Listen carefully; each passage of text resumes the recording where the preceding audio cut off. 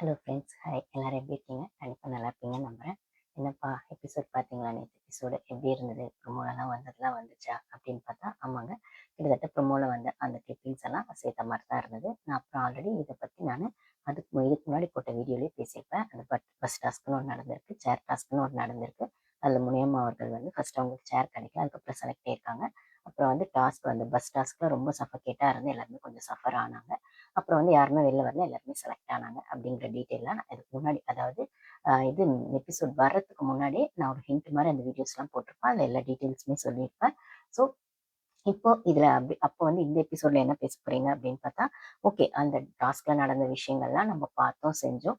So இது வந்து அந்த ஏஞ்சல் வெஸ்டேபிள் அது ப்ரோமோல வந்தது நான் சொல்லியிருப்பேன். இனிமேல் அதுவும் டாஸ்க்ல வரப்போகுதுன்னா, இவங்க இப்போ இன்னொரு எபிசோடுமே ஹாட் ஸ்டார்ல வந்துருச்சு ஆக்சுவலி. இன்னும் வந்து இதில் வரல. 9:30க்கு தான் ஷோ வரும் இல்லைங்களா? சாட்டர்டே சண்டே வந்து 5:30க்கு, மற்ற நேரத்தில் 9:30க்குன்னு சொல்லும்போது 45 மினிட்ஸ், 49 மினிட்ஸ் ஷோ தான் சண்டே ரிலீஸ் பண்ணாங்க. இன்னொன்று மண்டேக்கான ஷோவுமே வந்துருச்சு. ஸோ அதை பற்றி இந்த வீடியோவில் பேசிடலாம் அப்படின்னு. அதுக்கு முன்னாடி அந்த ஃபர்ஸ்ட் டே பேசின வீடியோ நான் ஆல்ரெடி போட்டுட்டேன். அதை பார்க்காதவங்க போய் பாருங்க. ஸோ எபிசோட் வரதுக்கு முன்னாடி அந்த டீட்டெயில்ஸ் சொல்லிட்டேன். இந்த எபிசோட்ல அந்த ஃபர்ஸ்ட் டே நடந்த அந்த டாஸ்க்ல இந்த முனியம்மா அவங்க செலக்ட் ஆனது அப்படின்லாம் வரும்போது, அந்த கான்ட்ரவர்சி ஃபர்ஸ்ட் அவங்க செலக்ட் ஆகல, அதுக்கப்புறம் செலக்ட் ஆனாங்க, மாயா வந்து ஒரு மேஜிக் பண்ணாங்க அப்படிலாம் வரும்போது, ஜட்ஜஸ்க்கான இன்ட்ரோ அதெல்லாம் இன்னும் கொஞ்சம் டீட்டெயிலாக பேசிட்டு செகண்ட் வந்திருக்க இந்த எபிசோட்குள்ளே போயிடலாம். ஸோ லென்த்தாக வீடியோ போகிறதுக்கான சான்ஸ் இருக்கு. ஏன்னா நான் செகண்ட் வரப்போகிற எபிசோடையும் பேச போகிறேன். ஆக்சுவலி அதுவும் 49 மினிட்ஸ் தான் வந்து ரிலீஸ் பண்ணியிருக்காங்க. அதில் இன்னும் கொஞ்சம் நிறையவே கண்டென்ட் இருக்குன்னு சொல்லும்போது வீடியோ கொஞ்சம் பெருசாகிறதுக்கு வாய்ப்பு இருக்கு.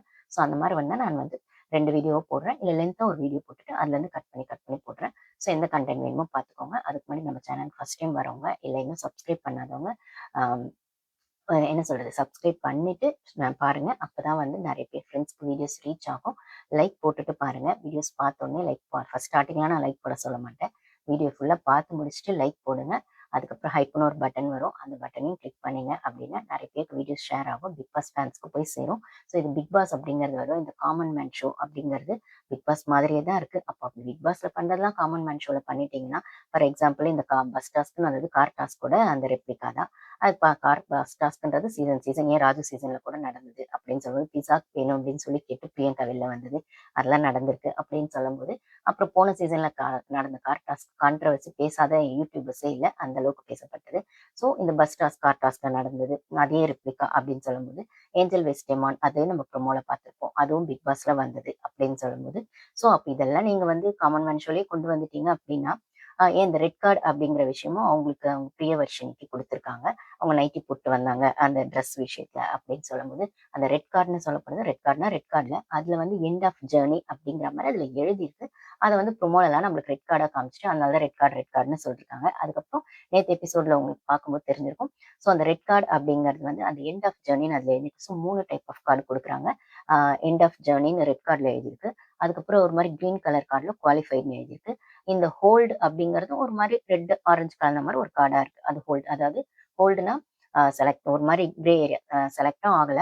அதே சமயத்துல கன்ஃபார்மா வந்துட்டு ரிஜெக்டடும் இல்லை. ஒரு மாதிரி ஹோல்ட்ல போட்டு வச்சிருக்கோம். வெயிட்டிங் லிஸ்ட் மாதிரின்னு வச்சுக்கோங்களேன் அப்படின்னு சொல்றாங்க. குவாலிஃபைட் அப்படிங்கிற இடத்துல வந்துருது.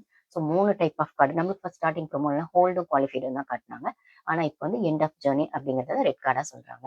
இதுதான் ப்ரீ வெர்ஷனுக்கு கொடுத்துருப்பாங்கன்னு நினைக்கிறேன். ஸோ அது அந்த எபிசோட் வரும்போது பார்த்துக்கலாம். ஸோ இப்போ வந்து இப்பயும் 49 மினிட்ஸ் வந்திருக்கு அப்படின்னு சொல்லும்போது, ஸோ இவங்க வந்து இதை எப்படி வந்து செப்டம்பர் 6க்குள்ள ஃபர்ஸ்ட் வீக்குள்ள இந்த காமன் மேன் ஷோவை கம்ப்ளீட் பண்ணி பிக் பாஸ் லான்ச் பண்ண போறாங்க அப்படிங்கிறது ஒரு கொஸ்டின் மார்க்காக தான் இருக்கு. ஸோ நம்மளுக்கு வந்து ஃபுல்லா இது எல்லாமே ரெக்கார்டட் அப்படின்னு சொல்லும்போது, அந்த பிட்ஸ் அண்ட் பீசஸா கட் பண்ணி எடிட் பண்ணி தான் நம்மளுக்கு அந்த டெய்லி ஷோல காட்ட போறாங்க அப்படிங்கும்போது, அந்த ஒரு அது வந்து கொஞ்சம் கிறிஸ்பா, கொஞ்சம் இன்ட்ரெஸ்டிங்கா, கொஞ்சம் கான்ட்ரவர்சியா வந்து எடிட்டர் கொஞ்சம் நல்லாவே பண்ணியிருக்காரு. பிக் பாஸ்ல வந்து பிக் பாஸ் எடிட்டர் இன்னும் கொஞ்சம் நல்லா வேலை செஞ்சிருக்கலாம், நல்லா பண்ணியிருக்கலாம் அப்படிலாம் சொல்லும்போது, இந்த இடத்துல காமன் மேன் ஷோல அது வந்து ஷார்ட் அண்ட் கிறிஸ்பா பிக் பாஸை விடவும் எதிர்பார்ப்பு வந்து காமன் மேன் ஷோக்கு நிறைய இருக்கு அப்படின்னும்போது, அந்த ஹைப்ப வந்து இவங்க வந்து கொஞ்சம் வந்து பூஸ்டப் பண்றாங்க. ஆனா இத விடவும் இன்னும் அப்போ பிக் பாஸ்ல எதிர்பார்ப்பாங்க. அப்ப என்ன பண்ண போறாங்க அப்படிங்கிறத நம்ம வெயிட் பண்ணி தான் பார்க்கணும். அதுக்கப்புறம் அந்த பஸ் டாஸ்க்ல பார்த்தீங்கன்னா, ஒருத்தவங்கலாம் வந்து அந்த டிஷ்யூ பேப்பர பிழிஞ்சே காட்டியிருப்பாங்க. எவ்ளோ பாருங்க அவ்ளோ வேர்வை அப்படின்ற மாரி நான் ஆல்ரெடி சொல்லியிருப்பேன் அந்த டாஸ்க்க பத்தி. அப்படியே ஒரு குடோன்ல போய் நிறுத்திட்டாங்க. கிட்டத்தட்ட ஆக்ஸிஜன் லெவல் வந்து எல்லாருக்குமே ரொம்பவே சஃபகேட் ஆற அளவுக்கு இருந்தது. வெளிச்சம் கிடையாது. ஆ எல்லாரும் அடைச்சு போட்ட மாரி வச்சிருந்திருக்காங்க. ஸோ ஒரு 50 மெம்பர்ஸ் இருக்காங்க, 36 மெம்பர்ஸ் தான் இருக்க வேண்டிய இடத்துல 50 மெம்பர்ஸ் இருக்காங்க அப்படின்னு சொல்லும்போது அந்த வேர்வை, அந்த சஃபகேஷன், ஒருத்தருக்கு வந்து அந்த ஒரு காத்தே வராத அந்த ஒரு இது எல்லாமே சேர்ந்து எல்லாம் இவ்வளோ சஃபர் ஆயிருக்காங்கன்னு அந்த டாஸ்க் முடிஞ்சோடனே எல்லாம் வந்து நமக்கு சொல்லியிருப்பாங்க. ஆடியன்ஸ் சைட்லேருந்து நம்ம அதை பார்க்க முடிஞ்சது. ஸோ இந்த இடத்துல அந்த அளவுக்கு வந்து எஃபோர்ட் போட்டு இதை ஒரு பக்கம் ஸ்கிரிப்ட் அப்படின்னு சொல்றாங்க. இவங்களே ஒரு டீம் அரேஞ்ச் பண்ணி அது வந்து ஷூட்டிங் ஸ்பாட் மாதிரி கேமராலாம் வச்சு கரெக்டாகவே வந்து இந்த மாதிரி பஸ்ஸுன்னு ஒன்று வரும். அதில் போய் பண்ணோம் அப்படின்னு அது எந்த அளவுக்கு உண்மை போய் நம்மளுக்கு தெரியாது.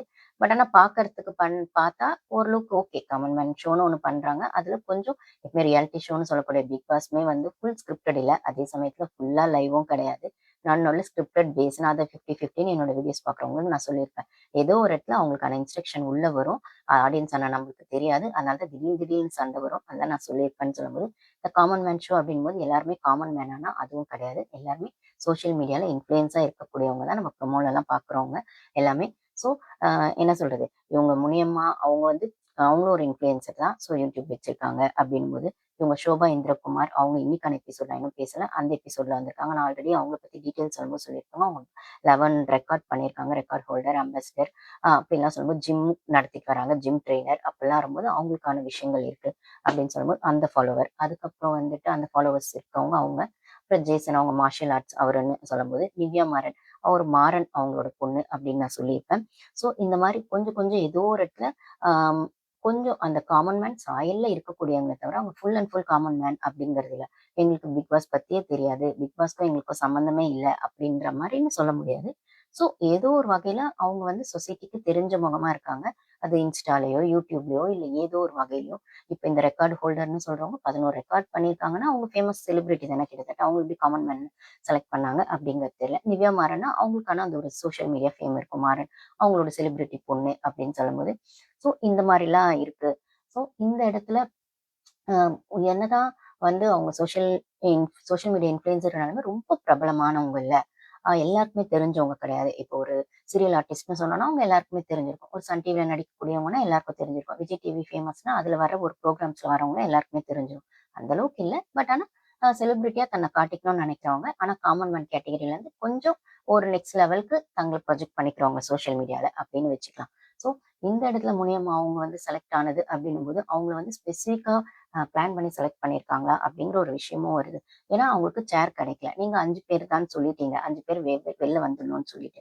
பட் ஆனா, அவங்களுக்கு வந்து மாயா போய் பேசி அவங்க சைடுக்கு இவங்களுக்கு குடுக்கலாமா கார்டு? இவங்களுக்கு குடுக்கலாமா? அப்படின்னும்போது, ஒரு மனசாட்சி அடிப்படையில அவங்க வந்து அவங்க இன்னொருத்தவங்க புடிச்சிருந்த சேர் ஆக்சுவலா இன்னொருத்தவங்க கை வச்சு புடிச்சிருக்காங்க அந்த சேர. அதுக்கு மேல போய் இவங்க உட்கார போனாங்க.